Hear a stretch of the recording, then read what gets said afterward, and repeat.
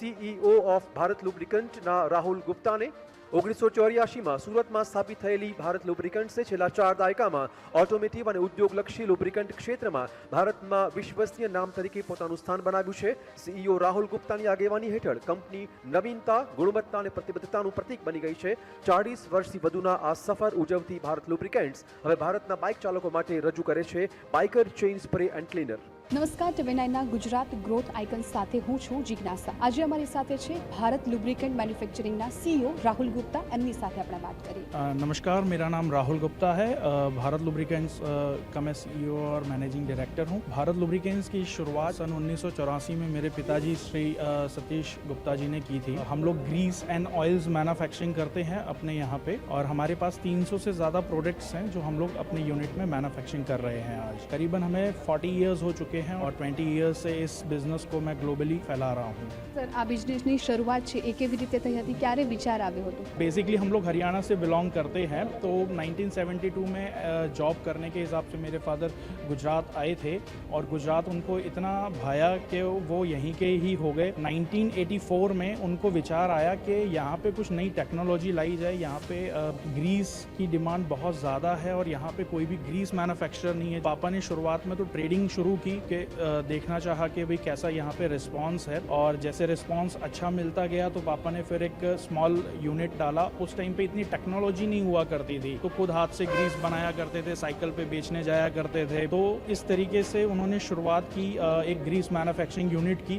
Innovation के through नई technology लगाई है. आज हमारे पास R&D फैसिलिटी है जहाँ पे हम लोग सभी क्वालिटियों को टेस्ट करते हैं और वर्ल्ड वाइड ग्लोबली क्या इनोवेशन चल रहा है उनको स्टडी करते हैं. न्यू टेक्नोलॉजी जो आ रही हैं उनको स्टडी करते हैं और उसके बाद हम लोग प्रोडक्ट डेवलप करते हैं जो कि ग्लोबली एक्सेप्टेबल हमारे प्रोडक्ट्स होते हैं. इस तरीके से हम लोग अपने यूनिट के अंदर 300 से ज़्यादा प्रोडक्ट मैन्युफैक्चरिंग कर रहे हैं आज की तारीख में. आपकी यहाँ तक की जर्नी में क्या क्या चैलेंजेस आए? शुरुआती दौर में क्या होता है कि जल्दी से लोग ना एक्सेप्ट नहीं करते हैं आपको. आप कितना भी उनको बेस्ट से बेस्ट प्रोडक्ट देने जा रहे हैं आप, क्योंकि उनके लिए ग्लोबल ब्रांड जो हैं वो उनके दिमाग पे छाए हुए होते हैं. तो जब हम उनके पास में जाते हैं, अपने प्रोडक्ट को इंट्रोड्यूस करते हैं, हमारी क्वालिटी भले हम कितनी भी बेस्ट उनको दे रहे हैं बट उनके दिमाग में एक छाप होती है लोकल. वो लोकल की वजह से कहीं ना कहीं हमें चैलेंज आता है उनको कन्विंस करने में कि हम लोकल हैं बट हम भी ब्रांड हैं. तो उन सब चैलेंजेस को ओवरकम करते करते कंटिन्यूस मतलब पेशेंस चाहिए आपको. तब एक रिलेशन की शुरुआत हुई और एक विश्वास उनको हुआ कि नहीं, वाकई में भारत लुब्रिकेंट्स के साथ जुड़कर काम किया जा सकता है.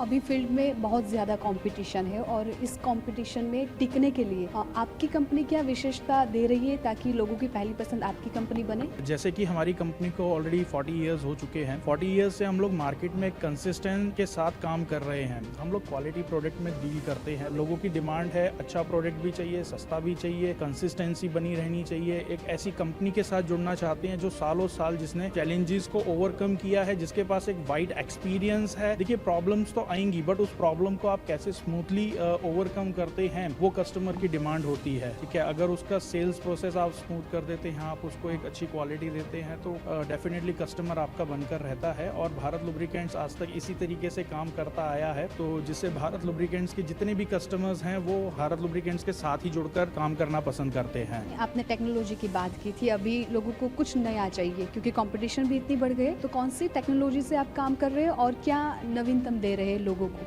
ग्लोबली अगर आप देखेंगे, अगर मैं ऑटोमोटिव इंडस्ट्री की बात करूं तो नए नए इंजन्स आ रहे हैं, नई नई गाड़ियां भी आ रही हैं, ईवी का भी आविष्कार हो चुका है. तो अब उसके अंदर पेट्रोल डीजल के अंदर क्या नया नया ला रहे हैं, उसके हिसाब से हमें भी अपने ऑयल्स को उतना इम्प्रूव करना होता है. अब एनवायरनमेंटल के हिसाब से हमें सल्फर की क्वांटिटी के ऊपर काम करना पड़ता है. फॉस्फोरस, जिंक, काफ़ी सारे ऐसे केमिकल्स होते हैं जिनकी गुणवत्ता को बनाए रखना होता है कि जिससे एनवायरनमेंटल चैलेंजेस को भी हम लोग कंट्रोल कर सकें. और हमारे यहाँ पे पूरी R&D फैसिलिटी है जिसके थ्रू हम लोग इन सब पैरामीटर्स को मैच करते हैं और कस्टमर की रिक्वायरमेंट के हिसाब से हम उसको मार्केट में डालते हैं. एज वेल एज हम लोग कॉम्पिटिटिव प्राइस के ऊपर काम करते हैं जिससे मार्केट में इजीली हमारा एक एक्सेप्टेंस बना रहता है. सर, फ्यूचर प्लानिंग के बारे में थोड़ा बात कीजिए. जब मोदी जी ने लोकल फॉर वोकल का नारा दिया था तब से हमारी कंपनियों को एक बूस्ट मिला है, लोगों का एक ट्रस्ट और ज़्यादा बढ़ा है और हम लोग ग्लोबली काम कर रहे हैं. और आने वाले दिनों में भारत लुब्रिकेंट जो है वो सूरत